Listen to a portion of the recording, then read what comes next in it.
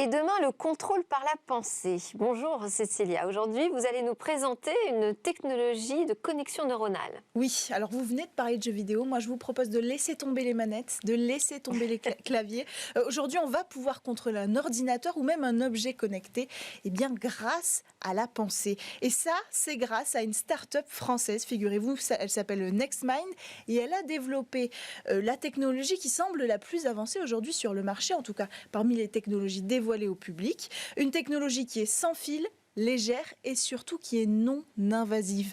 Elle permet de décoder des images en temps réel depuis le cortex visuel pour établir des actions simples. Alors justement, de quoi a-t-on besoin pour l'utiliser? Alors pour ça, il suffit de porter un bandeau. À l'arrière de ce bandeau, en fait, on trouve un électrocardiogramme, un EEG. Il va permettre de mesurer l'activité électrique de notre cerveau. Pour fonctionner, il est doté de 8 électrodes. Ces électrodes, elles sont conçues de manière à passer sous le cheveu pour permettre évidemment le meilleur signal possible puisqu'on n'utilise pas de gel dans ce cas-là. Et d'où provient le signal?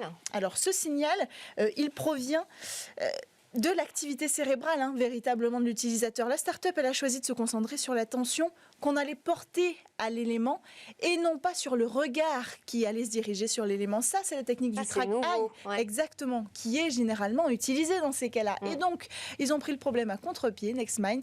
Ils proposent d'enregistrer l'activité cérébrale de l'utilisateur pour comprendre l'objet qu'il désigne grâce à la représentation qu'il va s'en faire. C'est un mécanisme cognitif qui va intervenir quand on choisit d'appuyer sur pause ou sur play, et ici on va pouvoir lire grâce au capteur l'activité cérébrale qui y correspond. Expliquez-nous comment le signal est transformé en commande. Alors grâce au Bluetooth, en fait, quand l'activité cérébrale est enregistrée, elle est transmise au logiciel installé sur l'ordinateur NextMind, et ce sont des algorithmes qui vont analyser, qui vont traduire ce signal.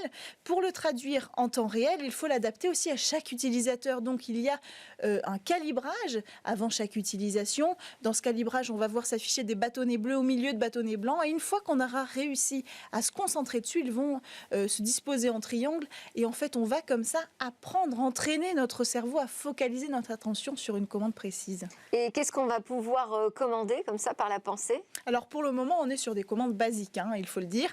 On pourra commander un jeu vidéo par exemple, avec des jeux plus complexes par la pensée, les actions seront en plus des manettes et des claviers, il faudra quand même y retourner.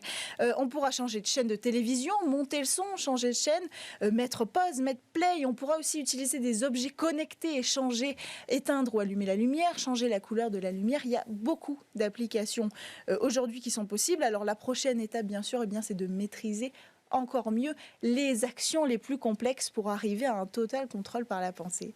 Et la prochaine étape, c'est quand est-ce qu'on va pouvoir l'essayer, ce dispositif? En fait, très bientôt, il suffit de commander le kit qui est déjà disponible en vente aujourd'hui pour un peu moins de 400$ à peu près, qu'on peut commander sur le site. Le produit, il est compatible avec les ordinateurs macOS, Windows. Il est aussi compatible avec les casques de réalité virtuelle comme l'Oculus, le HTC Vive, mais aussi le Holo de Microsoft pour la réalité augmentée.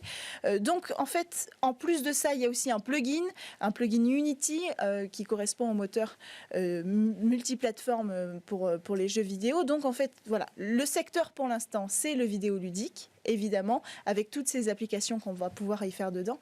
Mais bon, avec un petit peu d'imagination, puisque c'est le sujet, on peut imaginer qu'il n'y aura pas de limite d'application. Merci beaucoup Cécilia Sévry, c'est l'heure du Lab, le rendez-vous où pitch les entreprises du numérique.